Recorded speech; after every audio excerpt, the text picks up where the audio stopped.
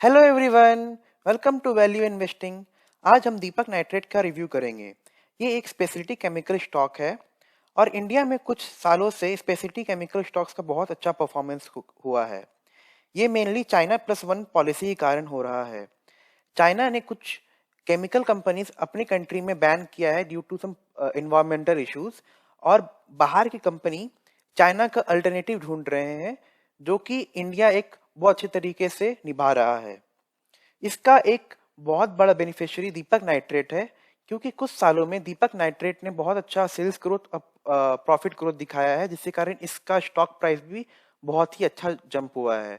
और ऐसा अनुमान लगाया जा रहा है आने वाले कुछ सालों में दीपक नाइट्रेट बहुत अच्छा परफॉर्म कर सकता है। अगर इस कंपनी का बैकग्राउंड देखा जाए तो दीपक नाइट्रेट 1970 में फॉर्म हुआ था और 1971 में इसने अपने इक्विटी शेयर्स को पब्लिक इशू किया था। इस कंपनी ने 1972 में सोडियम नाइट्राइट और सोडियम नाइट्रेट का प्लांट लगाया था वडोदरा, गुजरात में। ऐसे करते हुए इस कंपनी ने अपने बिजनेस बहुत सारे सेगमेंट में बढ़ाया है। इस कंपनी के चेयरमैन और एमडी श्री दीपक सी मेहता है। इन्होंने मुंबई यूनिवर्सिटी से अपना ग्रेजुएशन किया है और ये कंपनी के 48 ईयर्स से इंचार्ज है। ये गुजरात स्टेट काउंसिल के चेयरमैन भी हैं और साथ ही साथ नेशनल केमिकल के भी चेयरमैन हैं। इस कंपनी के बिजनेस बेसिकली चार सेगमेंट में डिवाइडेड है। ये company basic chemicals, fine and speciality chemicals, performance product और फिनोलिक्स बनाते हैं। बेसिक केमिकल्स में sodium nitrite, sodium nitrate, fuel additives जैसे कुछ केमिकल बनाते हैं जो कि as a colourant petrochemical industry and rubber industry में यूज होता है। फाइन एंड स्पेशलिटी केमिकल में ऑक्सामाइंस, स्पेशलिटी एग्रोकेमिकल्स जैसे कुछ प्रोडक्ट बनाते हैं जो कि agrochemicals, colour and pigment, paper, personal care, pharmaceutical company में काम आता है। परफॉर्मेंस प्रोडक्ट में DAS, DA और ऑप्टिकल ब्राइटनेस एजेंट ऐसे कुछ प्रोडक्ट बनाते हैं जो कि पेपर, डिटर्जेंट, टेक्सटाइल्स ये सब कंपनी में काम आता है। और फिनोलिक्स में ये फिनोल, एसीटोन, आइसोप्रोपाइल अल्कोहल जो कि plywood, laminates, adhesives, sanitizers, rubbers, chemicals, paints ये सब कंपनी में यूज होता है।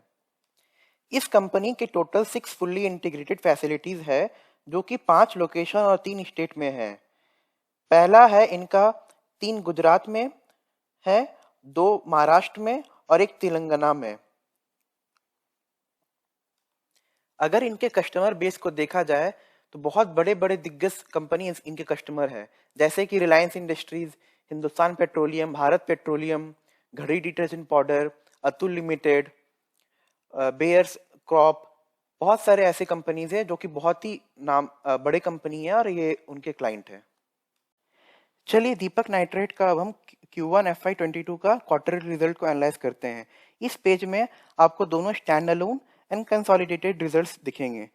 ये फिगर्स रुपीज इन करोड़ है। अगर कंपनी का टोटल इनकम देखा जाए तो इस क्वार्टर में कंपनी ने 571 करोड़ का इनकम किया है और लास्ट ईयर सेम क्वार्टर में कंपनी ने 356 करोड़ का इनकम किया था।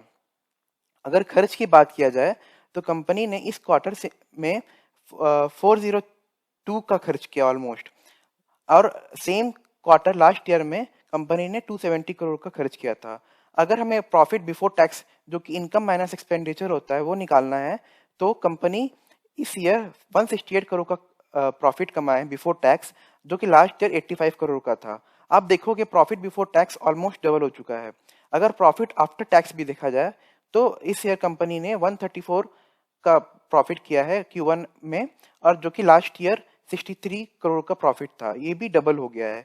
बट ये डायरेक्ट कंपैरिजन नहीं होना चाहिए क्योंकि लास्ट ईयर हमें सबको मालूम है कि लास्ट ईयर लॉकडाउन था और most of the businesses impacted थे, तो कंपनी का परफॉर्मेंस भी उसके अकॉर्डिंग डिग्रेड हुआ था।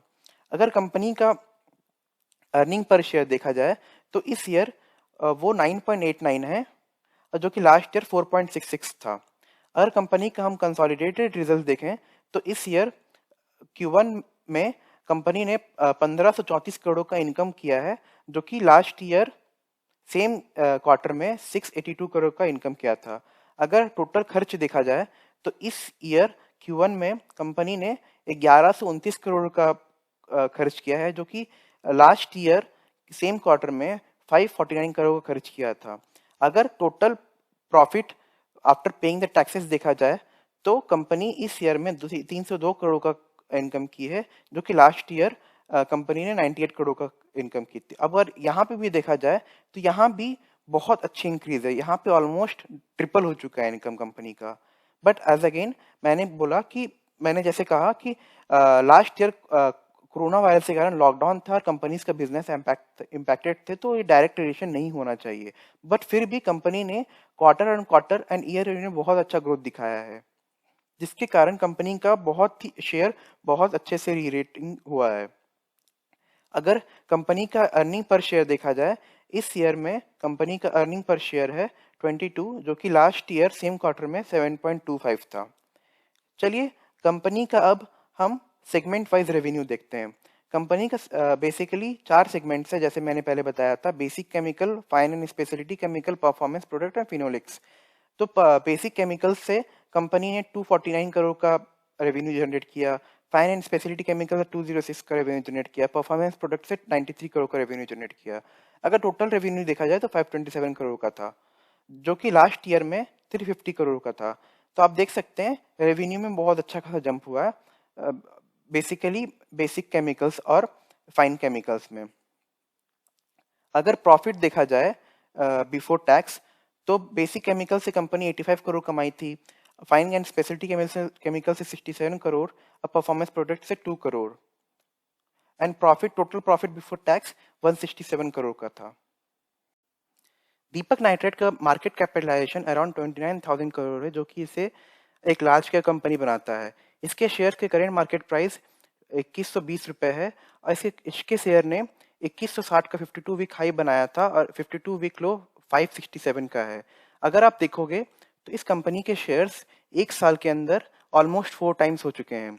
इस कंपनी का स्टॉक पीई है 29.5 और इंडस्ट्री पीई है 28.2। अगर इन दोनों में कंपेयर किया जाए तो कंपनी का स्टॉक्स ज़्यादा ओवर वैल्यूड नहीं है। कंपनी का बुक वैल्यू देखा जाए तो 172 है और डिविडेंड यील्ड 0.21 है। अगर कंपनी का फेस वैल्यू देखा जाए तो 2 रुपए है। अगर कंपनी का ROE एंड ROC देखा जाए तो ROE 39.6% है एंड ROCE 39.9% है। कंपनी का ऑपरेटिंग मार्जिन देखा जाए तो अराउंड 29% है और कंपनी के ऊपर अराउंड 590 करोड़ का कर्ज भी है। दीपक नाइट्रेट का सेल्स ग्रोथ देखा जाए कंपाउंडेड एनुअली, तो ये 5 ईयर्स में 26% के दर पे कंपाउंड हुए हैं, 3 ईयर्स में 38% के दर पे कंपाउंड हुए हैं और इस साल 35% के दर पे कंपाउंड हुए हैं।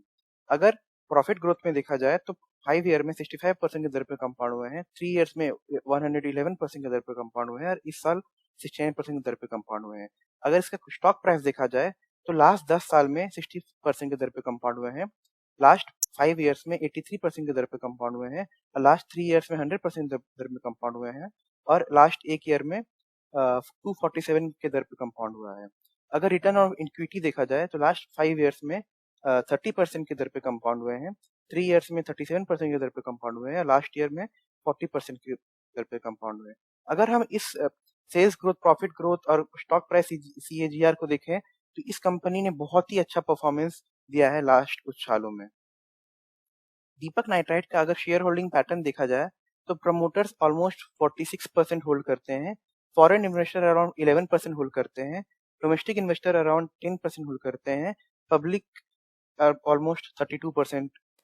दीपक नाइट्रेट का बैलेंस शीट देखा जाए तो इनके टोटल रिजर्व 1817 करोड़ का है, लॉन्ग टर्म बोरिंग 0 है, शॉर्ट टर्म बोरिंग भी 0 है और कैश एंड कैश इक्विवेलेंट भी अराउंड 4.43 करोड़ का है। अब तक हमने जितना भी इस कंपनी के फंडामेंटल्स देखे, इस कंपनी का बैकग्राउंड देखा, इस कंपनी का बिजनेस देखा, सब कुछ देखा, हमने सब कुछ एनालाइज किया और हम इस कंक्लूजन में पहुंच सकते हैं कि ये कंपनी बहुत ही फंडामेंटली स्ट्रांग कंपनी है और इस कंपनी का आगे जाकर के अच्छा ग्रोथ भी हो सकता है। ये वीडियो एजुकेशन पर्पस के लिए था। आप कोई भी डिसीजन अपने फाइनेंशियल एडवाइजर से पूछ कर लें। Thank you for watching the video. Don't forget to like the video and subscribe the channel. Thank you.